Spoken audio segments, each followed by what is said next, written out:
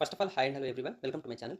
TG DEECET 2024 సంబంధించి admission process అనేది ఎలా ఉంటుంది, రిజల్ట్ ఎప్పుడు రిలీజ్ చేస్తారు, కౌన్సిలింగ్ అనేది ఎప్పటి నుంచి స్టార్ట్ అవుతుంది అనే దానికి సంబంధించి కంప్లీట్ ఇన్ఫర్మేషన్ అయితే ఈ వీడియోలో మనం తెలుసుకుందాం. సో వీడియోని అయితే ఎండ్ వరకు చూడండి. సో వీడియోకి ఒక లైక్ చేసి కొత్తగా ఎవరైనా ఛానల్ని చూస్తున్నట్టయితే తప్పకుండా సబ్స్క్రైబ్ చేసుకొని పక్కన ఉన్న బెల్ ఐకాన్ క్లిక్ చేయడం ద్వారా నేను చేసే ప్రతి వీడియో మీకు నోటిఫికేషన్ ద్వారా అయితే రావడం జరుగుతుంది అనమాట.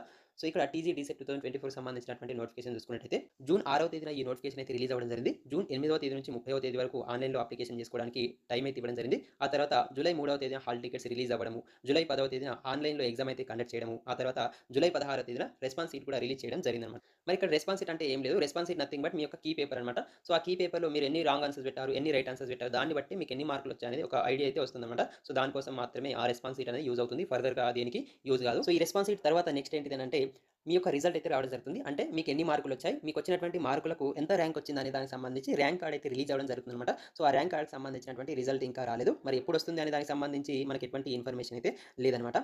ఈ ర్యాంక్ కార్డ్ వచ్చిన తర్వాత మీకు సర్టిఫికేట్ వెరిఫికేషన్ అయితే ఉంటుంది. సర్టిఫికేట్ వెరిఫికేషన్ తర్వాత వెబ్ ఆప్షన్ ఇచ్చుకోవాల్సి ఉంటుంది. వెబ్ ఆప్షన్ తర్వాత మీకు కాలేజ్ అలాట్‌మెంట్ అయితే చేయడం జరుగుతుందన్నమాట. సో ఈ విధంగా ఈ యొక్క ప్రాసెస్ అయితే ఉంటుంది. మరి రిజల్ట్ అనేది ఎప్పుడు వస్తుంది, ఏంటి అనే దానికి సంబంధించి మీకు ఒక ఐడియా రావాలంటే గనుక 2023కి సంబంధించినటువంటి నోటిఫికేషన్ సంబంధించి ఇన్ఫర్మేషన్ అనేది మనం ఒకసారి తెలుసుకుందాం. సో దాన్ని బట్టి మనకి ఈ యొక్క రిజల్ట్ ఎప్పుడు వస్తుంది, సర్టిఫికేట్ వెరిఫికేషన్ ఎప్పుడు ఉంటుంది, వెబ్ ఆప్షన్ ఎప్పటి నుంచి ఇచ్చుకోవాలి, కాలేజ్ అలాట్‌మెంట్ ఎప్పుడు ఉంటుంది, తర్వాత క్లాసెస్ అనేవి ఎప్పటి నుంచి స్టార్ట్ అవుతాయి అనే దానికి సంబంధించి ఒక ఐడియా అయితే రావడం జరుగుతుందన్నమాట.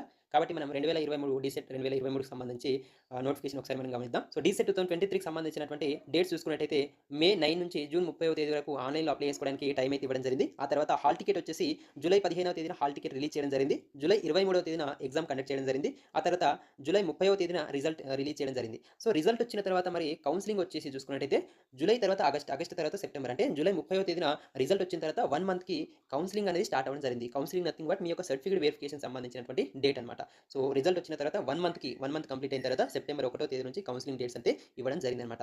సో కాబట్టి దీన్ని బట్టి మనం అర్థం చేసుకోవచ్చు. మన యొక్క రిజల్ట్ వచ్చేసి ఇంకా రాలేదు. రిజల్ట్ వచ్చిన తర్వాత 1 మంత్‌కి మన యొక్క కౌన్సిలింగ్ అనేది స్టార్ట్ అవ్వడం జరుగుతుంది అని చెప్పేసి మనకు ఒక ఐడియా అయితే వచ్చే అవకాశం ఉందనమాట. మరి ఈ గవర్నమెంట్ చేంజ్ అయింది కాబట్టి ఇంకా దీని యొక్క ప్రాసెస్ అనేది ఇంకా స్పీడప్ చేస్తే గనుక సో తొందరలోనే కౌన్సిలింగ్ అనేది పెట్టే అవకాశం అయితే ఉంటుంది. సో గత సంవత్సరం సెప్టెంబర్ 1 అంటే రిజల్ట్ వచ్చిన 1 మంత్‌కి కౌన్సిలింగ్ డేట్ అయితే ఇవ్వడం జరిగిందనమాట.